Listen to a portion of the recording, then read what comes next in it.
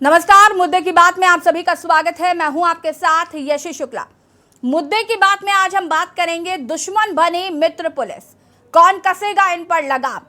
थाना इंदिरापुरम एवं विजयनगर में तैनात पुलिसकर्मियों के कपड़े धोने वाले दिलशाद नामक युवक की मौत को परिजनों ने बताया कि पुलिसकर्मी द्वारा हत्या की गई है।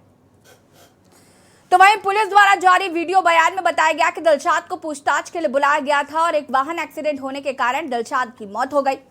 वहीं वाहन चालक और क्लीनर को पुलिस ने पूछताछ के लिए हिरासत में लिया। वहीं परिजनों का कहना है कि पुलिस द्वारा अधिक पिटाई किए जाने के कारण दिलशाद की मौत हो गई है। परिजनों का कहना है कि चौकी में तैनात पुलिसकर्मी ने धुलाई के कपड़ों के लिए दिलशाद को चौकी पर बुलाया था। इसके बाद से दिलशाद गायब है और पुलिस भी बोलने से बच रही है।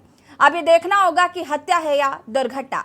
दिलशाद के परिजनों द्वारा थाना विजयनगर पर हंगामा किया जा रहा है। थाना विजयनगर पर दिलशाद खान सन ऑफ इकबाल इनके खिलाफ एक शिकायती प्रार्थना पत्र प्राप्त होता है। जब इनको पूछताछ के लिए जिस गाड़ी में आ रहे थे उस गाड़ी का एक्सीडेंट एक वाहन आयशर कैंटर है उससे होता है और हॉस्पिटल लेकर गए जहां इनको मृत घोषित कर दिया गया। वाहन आयशर कैंटर चालक हुकुम सिंह और हेल्पर प्रवीण कुमार इनको पकड़ लिया गया है। अन्य आवश्यक वैधानिक कार्रवाई की जा रही है।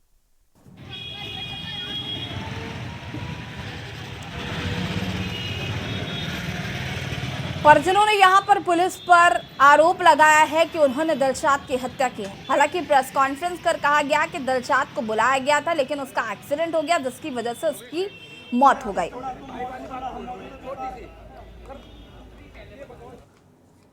और अमरोहा में ही ऐसा ही एक मामला सामने आया जहां पर किसान ने सुसाइड नोट लिखकर लगाई फांसी। ये खबर आपको हम बता रहे हैं अमरोहा से, जहां पर किसान ने सुसाइड नोट लिखकर फांसी लगाई और फांसी लगाकर किसान ने आत्महत्या कर ली है। बता दें कि सुसाइड नोट में पुलिस द्वारा झूठा फंसाए जाने पर उठाया ये कदम लिखा गया है। किसान के जेब से 4 सुसाइड नोट बरामद हुए हैं जिसमें पुलिस उसे प्रताड़ित कर रही थी, इसलिए उसने आत्महत्या की। किसान ने सुसाइड नोट लिखकर लगाई फांसी। पुलिस पर लगाए संगीन आरोप। पुलिस द्वारा प्रताड़ित करने का लगाया आरोप। पुलिस द्वारा झूठे मुकदमे में फंसाए जाने का आरोप लगाया किसान ने और आत्महत्या कर ली। और आपको बता दें कि किसान के पास से 4 सुसाइड नोट बरामद हुए हैं।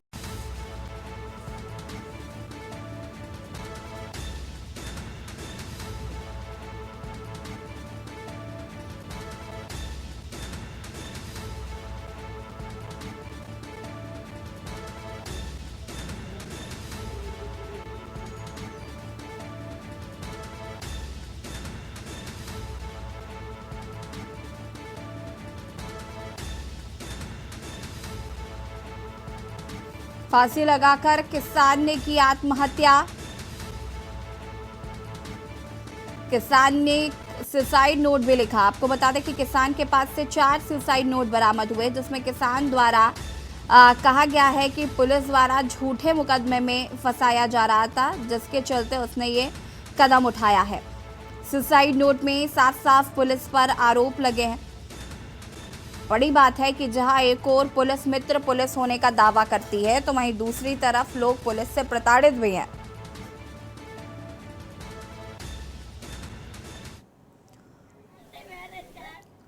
और इसी से मिलता जुलता एक और वाकया प्रयागराज में हुआ जहां पर थाने में दरोगा ने एक महिला की पिटाई कर दी। कौंदियारा थाने में गांव देवरी की रहने वाली है पीड़िता और 3 महीने की बच्ची के साथ पुलिस कमिश्नर के आवास पहुंची। कमिश्नर रमेश शर्मा से न्याय की गुहार लगा रही है।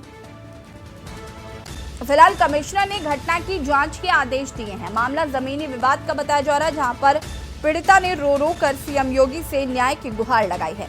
पीड़िता के पिता को दरोगा ने गिरफ्तार किया था।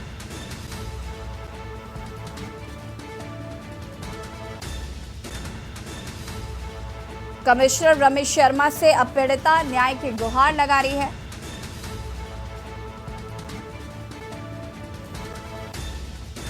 पीड़िता के पिता को पुलिस ने गिरफ्तार किया था। मामला जमीनी विवाद का बताया जा रहा है।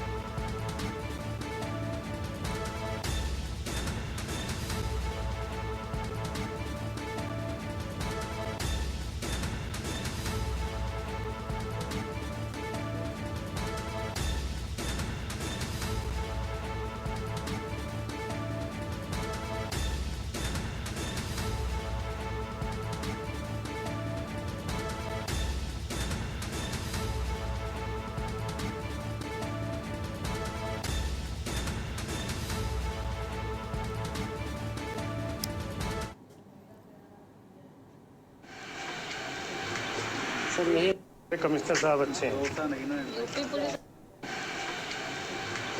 सर यही टेलीफोन करें टेलीफोन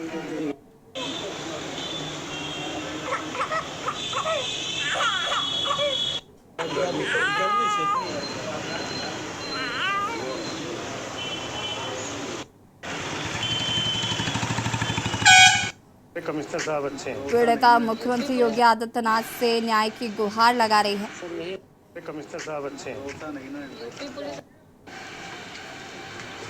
सर यही टेलीफोन करें टेलीफोन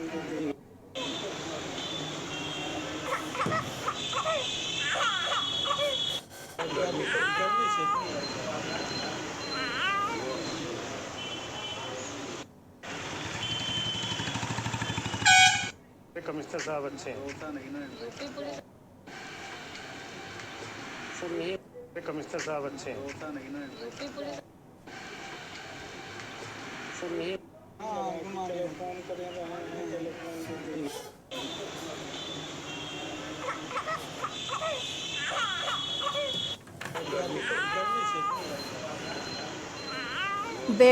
बेलगाम हो गई है पुलिस, और जिस तरीके से पुलिस पर हत्या के आरोप लग रहे हैं, जो कि काफ़ी शर्मनाक है। और जहां पर कहा जाता है कि पुलिस जो है वो मित्र पुलिस बनकर रहती है, लेकिन कहीं ना कहीं इस तरीके के जो मामले निकल कर सामने आते हैं वो दर्शाते हैं कि आखिर किस तरीके से पुलिस जो है वो लोगों का उत्पीड़न करती है और लोगों को किस तरीके से प्रताड़ित किया जाता है। ऐसे कई मामले अब तक निकल कर सामने आ रहे हैं। हालांकि हम ये नहीं कहते कि सारे पुलिस वाले एक जैसे होते हैं। कई पुलिस वाले मानवता को ध्यान में रखते हुए कई कृत्य किए जाते हैं। हालांकि कुछ पुलिसकर्मी ऐसे हैं जो अपनी वर्दी का रौब जमाते भी नजर आते हैं। और आज ऐसे ही कुछ मामलों पर आज हम मुद्दे की बात में चर्चा भी करेंगे और जानेंगे कि आखिर पुलिस का ऐसा रवैया क्यों है, और अगर पुलिस वाले ऐसे कृत्य करते हैं तो आखिर लोगों को इंसाफ कैसे मिलेगा।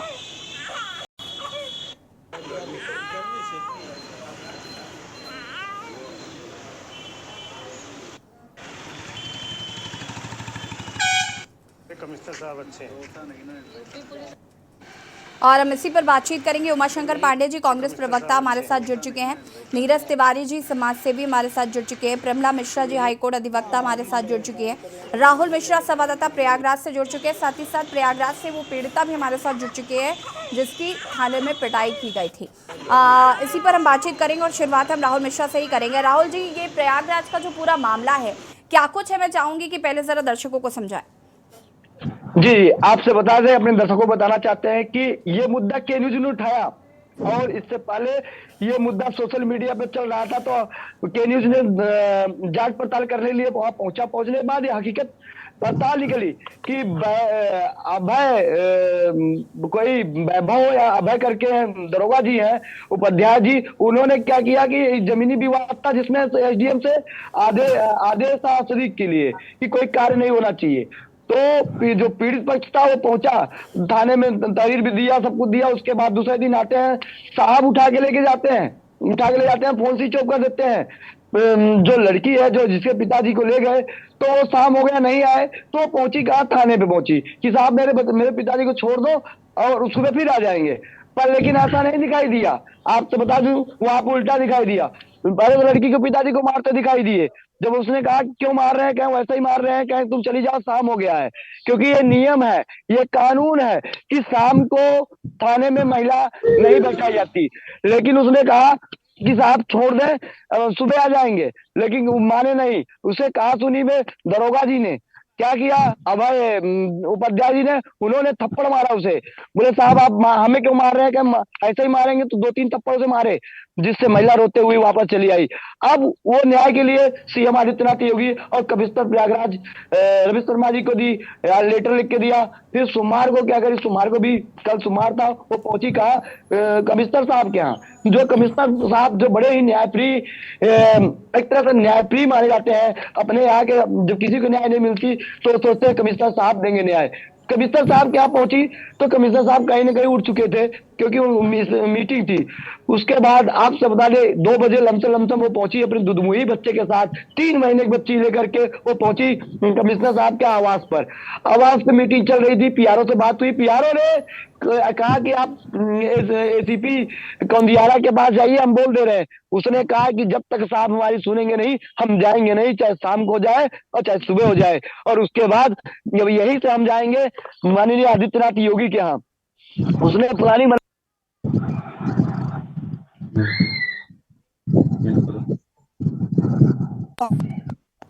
राहुल मिश्रा जी, मैं वापस आऊंगी आपके पास। हमारे साथ तो पीड़िता भी मौजूद है और जरा पीड़िता से भी जान लेते हैं कि क्या कुछ ये पूरा मामला रहा। बहुत बहुत स्वागत है आपका। और क्या सबसे पहले तो क्या नाम है आपका, और मैं ये भी जानना चाहती हूँ कि क्या कुछ हुआ आपके साथ। नाम अनामिका सिंह है मैम। दरोगा साहब मेरे घर आए थे मैम। हमारे मैडम क्या नाम है आपका, सबसे पहले तो ये बताइए।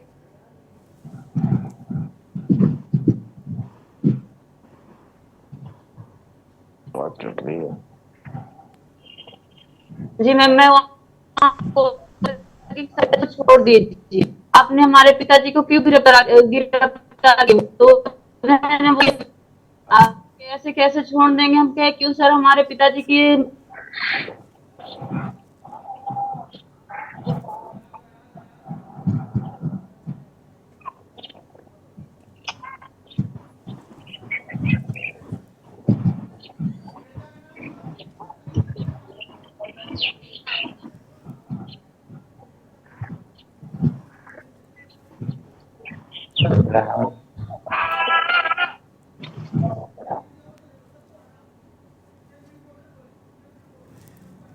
राहुल मिश्रा जी, अगर मैं बात करूं, पीड़िता की आवाज चूंकि क्लियर नहीं आ पा रही है, फिलहाल पुलिस की तरफ से इस पर क्या रिएक्शन आया है? कमिश्नर से न्याय की गुहार लगाई थी पीड़िता ने, फिलहाल क्या अपडेट है इसको लेकर? जी आपसे बता दें, कमिश्नर साहब ने कहा कि जांच करवा करके उन पर कार्रवाई होगी सख्त। तो कहीं ना कहीं पीड़िता ये सोची कि 2 से 3 दिन तक अभी हम इंतजार करेंगे, और नहीं हुआ तो जहां सरकार की मंशा है बेटी पढ़ाओ बेटी बचाओ का एक नारा चल रहा है, और उस नारा के तहत कार्य भी हो रहा है। ऐसा नहीं कि सब पुलिस वाले, सब वर्दीधार, सब खाकी वाले सब एक जैसे ही है। कहीं ना कहीं खाकी जो है सख्त के घेरे में तो आती रहती है, लेकिन इन्होंने जो कार्य किया है ये बहुत अप्रिय कार्य किया है। इन्हें कार्य करना नहीं चाहिए था, क्योंकि अभी लड़की की हाल में ही शादी हुई है, 2 साल पहले शादी हुई है। घर वाले भी कह रहे हैं कि बताओ मायके जा करके पुलिस वालों से मार खा रहे हैं। कहीं ना कहीं उसकी लाइफ की एक कड़ी जुड़ चुकी है इस दरोगा जी को मारने से। और रवि शर्मा जी ने कहा कम से कम आज नहीं तो 2-4 दिन में जांच करवा करके उन पर कार्रवाई करेंगे। आखिर कार्रवाई होगी, साहब इसी के आधार पर बैठी हुई है। अब उसने कहा कि अगर 4 से 5 दिन में कार्रवाई नहीं होती तो हम जाएंगे सीएम आवास पर, सीएम जी के जहाँ कार्यक्रम जहाँ पे बैठते हैं, जनता दरबार लगाते हैं, वहां बोलेंगे। चाहे गोरखपुर आए और चाहे तो वो लखनऊ बैठे, वहां जाकर अपनी मांग अपना दर्द कहेगी। क्योंकि चोट जिस तरह से उसके पिताजी को मारे हैं, क्या जमीनी विवाद में पुलिस का हक बनता है, ये राइट बनता है कि उठाकर ले जा करके मारे किसी को, और वो भी एक पक्षिया मारे? क्यों? आखिर क्यों? क्योंकि उसके घर में कोई था नहीं, कोई उसके भाई वगैरह सब बाहर रहते हैं। सिर्फ एक बुढ़ा वृद्ध बाप और जो लड़की है वो थी। वो इसलिए लड़की गई नहीं, थाने पे जाती नहीं, आज वो चक्कर काट रही है। ठीक है राहुल, मैं वापस आऊंगी आपके पास। पीड़िता हमारे साथ एक बार फिर से जुड़ चुकी है। आपका शायद कुछ नेट कनेक्टिविटी प्रॉब्लम है, और आपसे मैं जानना चाहती हूँ कि किसी तरीके का कोई आश्वासन आपको अभी तक मिला है क्या?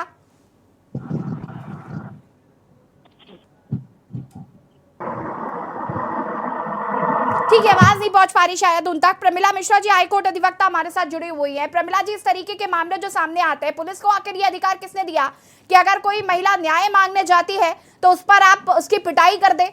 इस तरीके की चीजें निकलकर सामने आती है, और इस पर क्या प्रावधान है, कैसे लोग न्याय पा सकते हैं? कहते हैं ना, जो रक्षक है वही भक्षक बन जाए तो आप कहाँ जाएंगे। बिल्कुल, तो ये बहुत पहले से होता चला आ रहा है, जो सच बात है।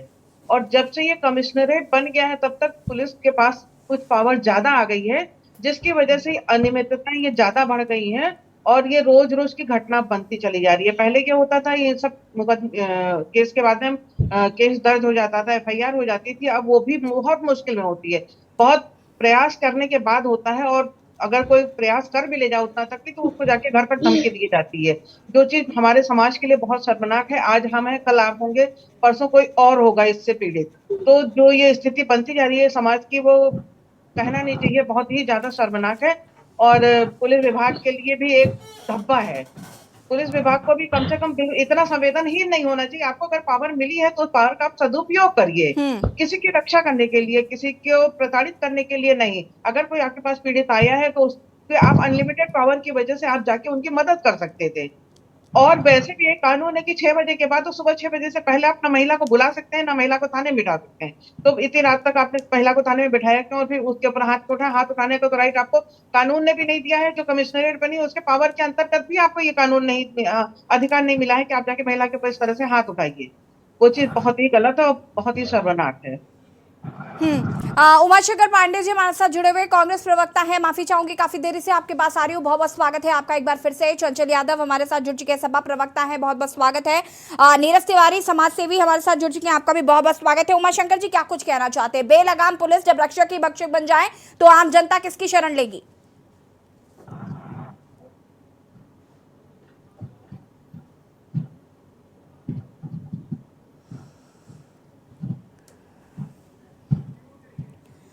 उमाशंकर जी अनम्यूट कीजिए।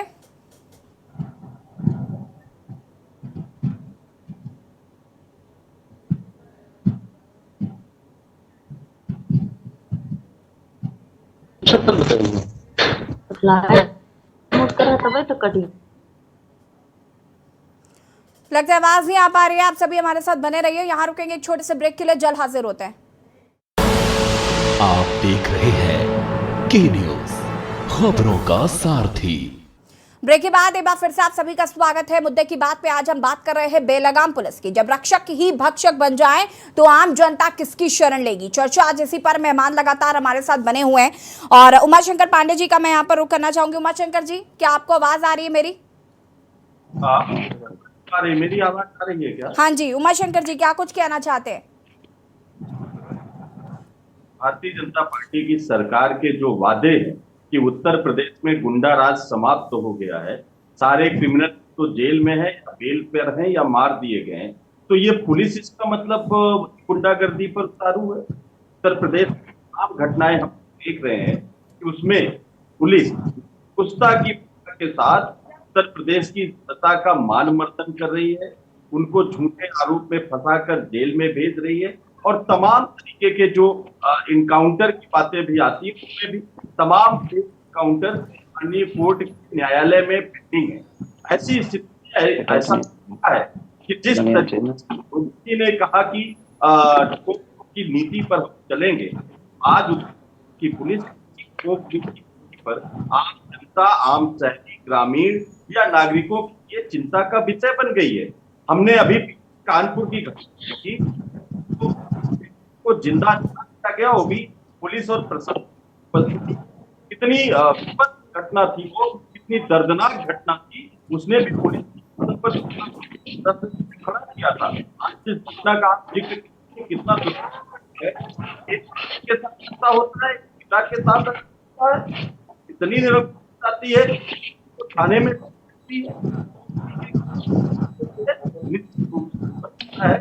उत्तर प्रदेश। ठीक है उमाशंकर जी, मैं वापस आती हूँ, चंचल यादव जी का रुख कर लेते हैं। चंचल यादव जी, समाजवादी पार्टी पर यह आरोप थे कि उनके समय में पुलिस जो थी वो निरंकुश थी, लेकिन आज जिस तरीके के मामले सामने आ रहे हैं, क्या कहना चाहते हैं इस पर? देखिए एससी जी, सबसे पहले तो मैं आपके चैनल का धन्यवाद करता हूं कि इतनी विपरीत परिस्थिति में जहां कलम पर पहरा है, आप एक बड़ी संजीदगी से छोटे छोटे मुद्दों को भी जनता के बीच में लेके आ रहे हैं। और ये मुद्दे जो कोई मीडिया नहीं उठाता, ये मुद्दे ऐसे हैं जो भारतीय जनता पार्टी की शासन सत्ता के डर से कोई मीडिया वाला इसको जिक्र ही नहीं करता है। आपने चाहे जालौन का मुद्दा हो, चाहे कानपुर वाला मुद्दा हो, चाहे यहाँ का मुद्दा हो, जितनी भी सारी घटनाएं पूरी प्रदेश में आज समय हो रही हैं, बहुत ही समझिए पुलिस का बहुत क्रूर रवैया जो जनता के सामने आ रहा है। आप ऐसा कोई जिला उठा के देख लो, कोई ऐसे जिले की आपको बहुत सारी खबरें मिल जाएंगी जहां पुलिस द्वारा अमानवीय व्यवहार न चल रहा हो।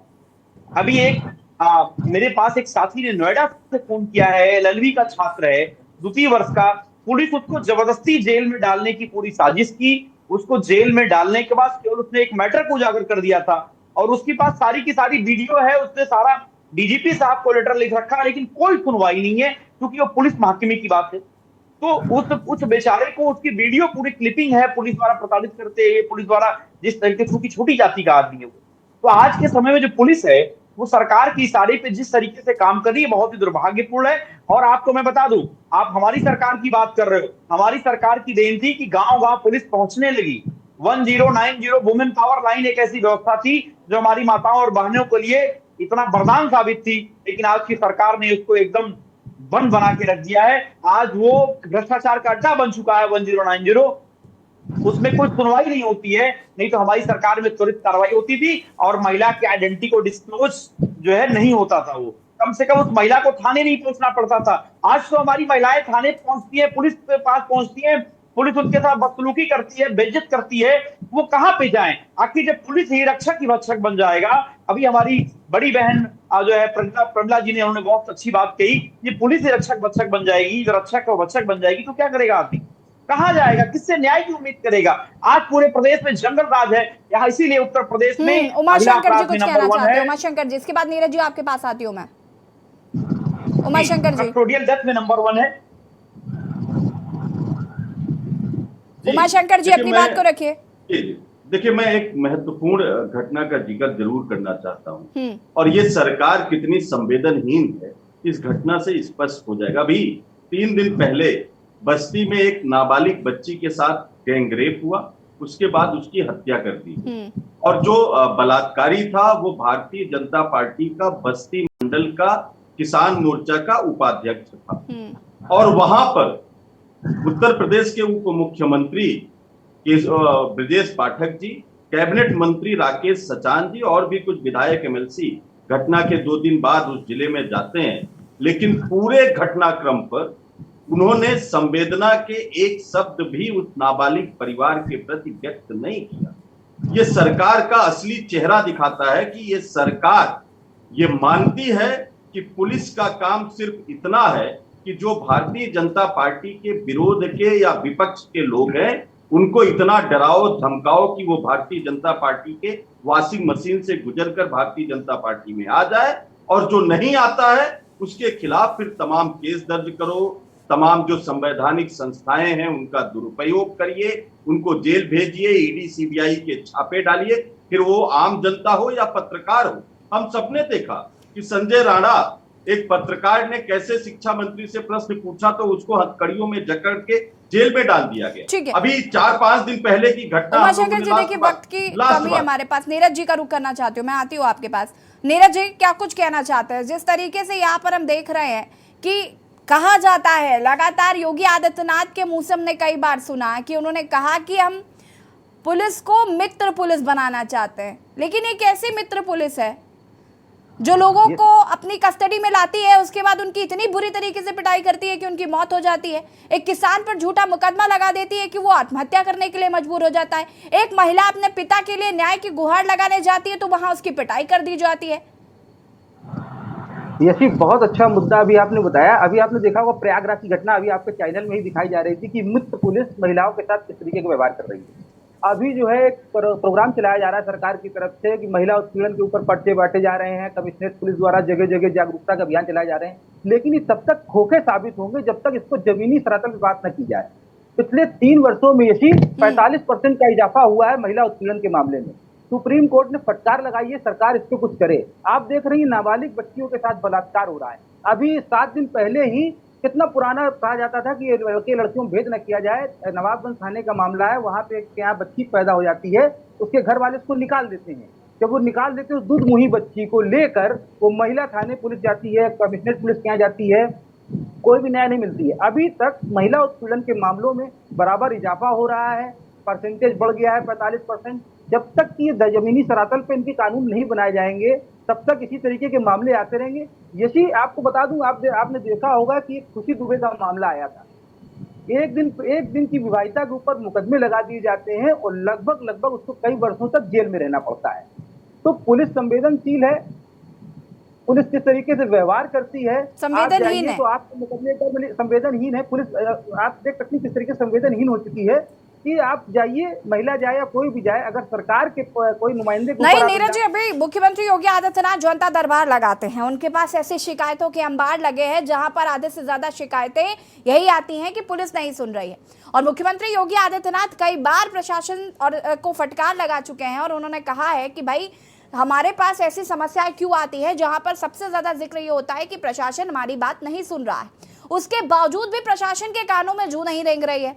आज भी लोग जाते, ऐसा मैं नहीं कहती हूँ कि सारे पुलिस वाले ऐसे ही हैं, क्योंकि बहुत सारे ऐसे पुलिस वाले हैं जो अपना काम ईमानदारी के साथ कर रहे हैं, लेकिन ये जो वर्दी की हनक लेकर लोग घूम रहे हैं और जो इसका असर देखने को मिलता है, आम जनता प्रताड़ित होती है, इसका जिम्मेदार कौन होगा, इसकी जिम्मेदारी कौन लोग लेंगे? और हर बात अगर मुख्यमंत्री योगी आदित्यनाथ से ही करनी है तो फिर इन लोगों को बैठा क्यों रखा है, इनको तनख्वाह क्यों दी जा रही है? हमारा ही पैसा और हम ही को लूट रहे हैं। यही ऐसा देखा गया है, मुख्यमंत्री तो बराबर कहीं ना कहीं प्रयास करते नजर आते हैं, लेकिन इनका हंटर जो है अपने नुमाइंदों पर ठीक तरीके से नहीं चल रहा है। आप भाषण देते हैं कि यहाँ पर जो है अपराध कम हो गया है, महिला उत्पीड़न कम हो गया है, जो भी अपराधी है जेल में है, लेकिन आप ग्राफ देखिए, आप रिपोर्ट देखिए तो इनके अपराध बढ़ते चले। अभी कानपुर देहात में इनके बुलडोजर द्वारा ही माँ बेटी दोनों जल गए थे, कितनी विभत्स घटना थी, लेकिन अभी तक उसमें किसी को न्याय नहीं मिल पाया। आप करते क्या है, जांच कमेटी बैठा देते हैं। अभी जो आपसे कह रहा था कि इनके नुमाइंदे जो इनके विभाग के लोग हैं, अगर वो कोई अपराध करते हैं उनके खिलाफ आप शिकायत लेके जाइए किसी अधिकारी के पास, वो जांच के कचरे में डाल दी जाती है। उमाशंकर जी 30 सेकेंड है आपके पास, ठीक है नीरज जी मैं आती हूँ। उमाशंकर जी 30 सेकेंड है आपके पास। देखिए, बात मुख्यमंत्री जी की मंशा पर है। निश्चित रूप से मुख्यमंत्री जी की मंशा भी महिला विरोध का है, इसमें कोई दो राय नहीं है। उनकी मंशा सिर्फ इतनी है, जो भारतीय जनता पार्टी पर है में है उसका संरक्षण करना। मैं उदाहरण के तौर पर कहूँ, कुलदीप सेंगर के खिलाफ भारतीय जनता पार्टी ने तब तक कार्रवाई नहीं की, तब तक उनको संरक्षण दिया जब तक माननीय सुप्रीम कोर्ट का आदेश नहीं आ गया। चिन्मयानंद के मामले में एक लड़की न्याय की गुहार करती रही, लेकिन माननीय मुख्यमंत्री जी के गुरु चिन्मयानंद को सरकार ने हमेशा संरक्षण दिया, उनके खिलाफ से मुकदमा हटाने का भी काम किया। और तीसरी बात, अभी ताजा तरीन ब्रिजभूषण शरण सिंह का मामला देख लीजिए, दिल्ली से लेके उत्तर प्रदेश तक पूरी भारतीय जनता पार्टी की महिला विरोधी मंडली, जिसमें मोदी जी से लेके योगी जी तक शामिल है, आज तक वो लोग ब्रिजभूषण शरण सिंह का संरक्षण कर रहे हैं। ये 3 घटनाएं मैंने उदाहरण दिए, घटनाएं अनंत हैं, उतना समय नहीं है, लेकिन ये 3 घटनाओं से ही आपके दर्शक समझ जाएंगे कि मोदी जी हो या योगी जी हो या पूरी भारतीय जनता पार्टी, उनके लिए महिला ये तो उमाशंकर जी अब देख रहा होगा कि भाई प्रशासन पर लगाम कैसे लगती है, क्योंकि इस पर लगाम लगाना बहुत जरूरी हो गया है। भले ही जिस तरीके की चीजें देखने को मिल रही है वो काफी शर्मनाक है। चंचल जी आपके पास 30 सेकेंड है, क्योंकि वक्त की कमी है हमारे पास। 30 सेकेंड है। देखिए यशी जी आज पूरा प्रदेश की पुलिस जो है भ्रष्टाचार का अड्डा बन चुकी है। आप देखिए पूरे थाने, जितनी भी थाने हैं, अगर भारतीय जनता पार्टी का कोई अदना सा भी कार्यकर्ता थाने में पहुंच जाता है वो सारी की सारी न्याय प्रक्रिया, जो संवैधानिक संस्थाएं, व्यवस्थाएं सब खत्म हो जाती है। केवल और केवल पुलिस जो है उस जो भारतीय जनता पार्टी का भगवाधारी है, केवल उसके आधार पर काम करती है। बाकी आम जनता के सरोकारों से कोई लेना नहीं है। जितनी भी घटनाएं हो रही हैं आज के समय में, आप कहीं न कहीं भारतीय जनता पार्टी के कोई न कोई नेता का इन्वॉल्वमेंट जरूर होता है। जो सामान्य आदमी होता है। चलिए ठीक है, आप सभी का बहुत बहुत शुक्रिया चर्चा में शामिल होने के लिए। आप सभी का बहुत बहुत शुक्रिया। और बता दें आपको कि पुलिस जिस तरीके से बेलगाम हो गई है और इस तरीके की चीजें देखने को मिल रही है, लगातार तैनात पुलिसकर्मी जिस तरीके से हनन कर रहे हैं, अपनी वर्दी का जिस तरीके से रौब झाड़ते नजर आ रहे हैं, ये काफी शर्मनाक है। क्योंकि पुलिस को लगातार कहा जाता है कि वो मित्र पुलिस बनकर रहे, उसके बावजूद भी पुलिस का ऐसा रवैया देखने को मिलता है। युवक की मौत पर थाने पर जमकर हंगामा किया जाता है परिजनों द्वारा, उसके बावजूद भी युवक को न्याय नहीं मिलता है। किसान आत्महत्या कर लेता है। इस तरीके के मामले लगातार सामने आ रहे हैं। ऐसे में पुलिस पर लगाम कैसे लगाएगा शासन, ये देखना होगा। फिलहाल मुद्दे की बात में इतना ही। देखते रहिए के न्यूज़ ज़रिया। नमस्कार।